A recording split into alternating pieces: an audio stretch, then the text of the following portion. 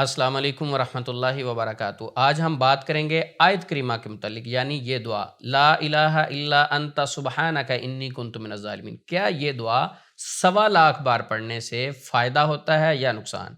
Number 2, क्या आयत करीमा पढ़ने से गम, परेशानी, उदासी, हर किस्म का दुख ख़त्म हो जाता है? क्या आयत करीमा की तासीर गर्म होती है? क्या इस वजीफ़े का ज़्यादा विर्द नहीं करना चाहिए? अगर इस वजीफ़े का विर्द करना है तो कैसे करें? क्या ज़्यादा विर्द करने से फ़ायदा होता है या नुकसान?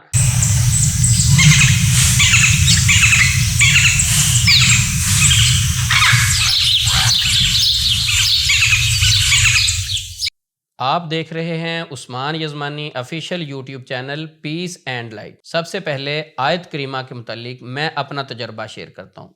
बहुत सारे मरीज़ मेरे पास आते हैं, किसी को मैंने आयत करीमा अपने तजर्बे से बताया कि आप रात को सोने से पहले इतनी बार पढ़ें, किसी को मैंने बताया हर नमाज के बाद ये पढ़ें, किसी को मैंने बताया सुबह शाम इतनी तादाद से पढ़ें। क्योंकि जो जो मेरी चीज़ें तजर्बात से गुजरी थी, मैंने जिस मरीज़ को भी बताई, अल्लाह की तौफीक से, अल्लाह की रहमत से हर मरीज़ को फ़ायदा हुआ। बहुत ही ताकतवर दुआ है आयत करीमा, मेरे तजर्बे में गुजरने वाली बहुत ही ताकतवर दुआ है। ये दुआ यूनुस अलैहिस्सलाम ने मछली के पेट में पड़ी थी। इस दुआ के मुतालिक नबी सल्लल्लाहु अलैहि वसल्लम की सही अहादीस भी मौजूद हैं, वो भी मैं इंशाल्लाह आपके सामने रखूँगा। यूनुस अलैहिस्सलाम मछली के पेट में क्यों गए, इस हिस्ट्री के मुतालिक बात करते हैं।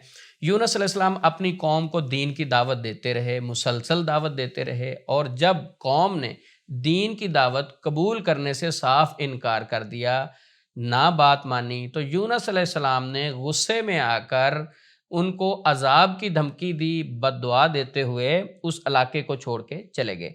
जब यूनुस अलैहिस्सलाम कश्ती पर सवार हुए, कश्ती में सफ़र कर रहे हैं, तो कश्ती में सफ़र करते हुए कश्ती हचकोले खाने लगी। तूफ़ान आया और तेज़ी से हचकोले खाने लगी। तो उस वक़्त होता ये था कि अगर कश्ती हचकोले खाने लगे तो वो समझते थे कि कोई बंदा ऐसा है कश्ती के अंदर जो अल्लाह उससे नाराज़ है, तो इसलिए ये कश्ती इस तरह के हचकोले खा रही है। फिर सब ने कहा कि कुरानंदाज़ी करते हैं, एक बंदे को हमने समंदर में फेंकना है। तो जब कुरानंदाज़ी की गई तो उस कुरानंदाज़ी में नाम निकलता है यूनुस अलैहिस्सलाम का। लिहाजा यूनुस अलैहिस्सलाम ने समंदर के अंदर छलांग लगा दी उस कुरानंदाज़ी की वजह से कि भाई मैं ठीक है। अब जब समंदर में छलांग लगाई तो मछली ने निगल लिया, मछली के पेट में चले गए। अब मैं बात करता हूँ कि यूनुस अलैहिस्सलाम ने ये दुआ 3 अंधेरों में पढ़ी और अल्लाह रब्बुल इज़्ज़त ने इस दुआ की बरकत से 3 अंधेरों से निकाल लिया, 3 परेशानियों से निकाल लिया। 3 अंधेरे क्या थे? जब छलांग लगाई मछली ने निगल लिया। सबसे पहला अंधेरा मछली के पेट का, और दूसरा अंधेरा पानी का, समंदर के पानी का भी एक अंधेरा है, और तीसरा अंधेरा रात का। ठीक है, 3 अंधेरों में, 3 परेशानियों में फंस गए। यूनुस अलैहिस्सलाम ने मछली के पेट में ये दुआ पढ़ी, अल्लाह से दुआ की, ला इलाहा इल्ला अंता सुबहानका इन्नी कुन्तु मिनज़ ज़ालिमीन। या अल्लाह तू पाक है, यकीनन खामियां, कमियां, कुताहियां हमारे अंदर हैं। आयत करीमा के मुतालिक एक बड़ा ही अहम नुक्ता है कि जब भी अल्लाह से दुआ करें या तौबा करें तो अपनी कमी, कुताही और कमज़ोरी का इजहार ज़रूर करें। जिस तरह आयत करीमा में ला इलाहा इल्ला अंता सुबहानका इन्नी कुन्तु मिनज़ ज़ालिमीन, यूनुस अलैहिस्सलाम ने सबसे पहले अल्लाह की पाकीज़गी का इजहार किया और साथ ही अपनी कमी और कुताही का इजहार भी किया कि इन्नी कुन्तु मिनज़ ज़ालिमीन, यकीनन मेरे अंदर ही कोई कमी कुताही है। तो जब भी अल्लाह से दुआ करें तो दुआ की कबूलियत में इजाफा हो जाता है। कबूल होने के ज़्यादा चांस होते हैं जब हम अपनी कमी, कुताही, गलती को एक्सेप्ट करें, अल्लाह के सामने पेश करें कि या अल्लाह ये मेरी कमी है, ये मेरी कुताही है, आइंदा ऐसे नहीं होगा, तो वो दुआ ज़्यादा जल्द कबूल हो जाती है। एक अहम बात ये भी है कि अगर गलती, कमी, कुताही होने की सूरत में इंसान अपनी गलती मानने के लिए तैयार ना हो, तौबा करने के लिए तैयार ना हो, अल्लाह से माफ़ी मांगने के लिए तैयार ना हो, और वो जहन ये रखता हो कि मुझे अल्लाह इस परेशानी से निकाल दे, दुख से निकाल दे, तो अल्लाह कभी उस दुख, तकलीफ, परेशानी से नहीं निकालते। दुख, तकलीफ, परेशानी, बीमारी से निकलने के लिए सबसे पहले ज़रूरी होता है कि हम अपने गुनाहों से तौबा करें, हम अपनी गलती का इकरार करें अल्लाह रब्बुल इज़्ज़त के सामने कि या अल्लाह ये गलती होगी। गलती का इकरार करके जब अल्लाह से तौबा करें तो अल्लाह रब्बुल इज़्ज़त माफ़ फरमा देते हैं। तो हमेशा गलती की तौबा करना सीखें, तौबा करें, अल्लाह के सामने गिड़गिड़ाएं, पेश हो जाएं, قرآن پاک کی آیت کیا ہے؟ فَلَوْلَا أَنَّهُ كَانَ مِنَ الْمُسَبِّحِينَ۔ اللہ رب العزت فرما رہے ہیں کہ اگر یونس علیہ السلام اللہ کی تسبیح بیان نہ کرتے، اللہ کی تعریف بیان نہ کرتے، لَلَبِثَ فِي بَطْنِهِ إِلَى يَوْمِ يُبْعَثُونَ، قیامت کے دن تک مچھلی کے پیٹ میں رہتے۔ اس آیت سے یہ بات سمجھ لگی کہ اگر ہم اللہ سے توبہ کرنا چاہتے ہیں، اپنی غلطی کا اقرار کرنا پڑے گا، اللہ سے توبہ کرنی پڑے گی۔ ہمیشہ اگر کوئی غلطی ہو جائے، کمی کوتاہی ہو جائے تو اللہ سے توبہ کریں، اللہ رب العزت معاف فرما دیتے ہیں۔ تو آیت کریمہ کے متعلق ایک اور حدیث سناتا ہوں۔ سعد بن ابی وقاص رضی اللہ تعالیٰ عنہ سے روایت ہے کہ نبی صلی اللہ علیہ وسلم نے فرمایا، میں ایک ایسا کلمہ جانتا ہوں کہ اگر کوئی شخص بھی اس کلمے کے ساتھ اللہ سے دعا کرے تو اللہ دعا ضرور قبول کرتے ہیں۔ وہ کلمہ کیا ہے؟ وہ کلمہ میرے بھائی یونس علیہ السلام کی دعا ہے، یعنی لا الہ الا انت سبحانک انی کنت من الظالمین۔ آیت کریمہ کے ترجمے پہ غور کیا کریں کہ اللہ کی تسبیح بیان کرنے کے ساتھ ساتھ اپنی کمی، کوتاہی، غلطی، گناہ کا اظہار کرنا کہ یا اللہ یہ میری غلطیاں ہیں، اب میں دور کروں گا، تو اللہ رب العزت اس پریشانی سے فوری نکال دیتے ہیں۔ اگر دکھ، تکالیف، پریشانیوں سے ہم نکلنا چاہتے ہیں تو ہمیں اپنے گناہوں کی طرف دیکھنا ہوگا، ایکسیپٹ کرنا ہوگا کہ یہ میری غلطیاں ہیں، اور ان غلطیوں سے نکلیں گے تو اللہ انشاءاللہ ساری پریشانیوں سے بھی نکال دیں گے۔ ایک اور روایت میں ہے، نبی صلی اللہ علیہ وسلم نے فرمایا، کوئی بھی شخص یہ کلمہ پڑھ کر اللہ سے دعا کرتا ہے، اللہ سے اگر دعا کرتا ہے تو اللہ رب العزت اس کی دعا ضرور قبول کریں گے، ضرور اس کی دعا اللہ رب العزت قبول کریں گے۔ اگر یہ کلمہ پڑھنے کے بعد اللہ سے دعا کرتا ہے، وہ کلمہ کیا ہے؟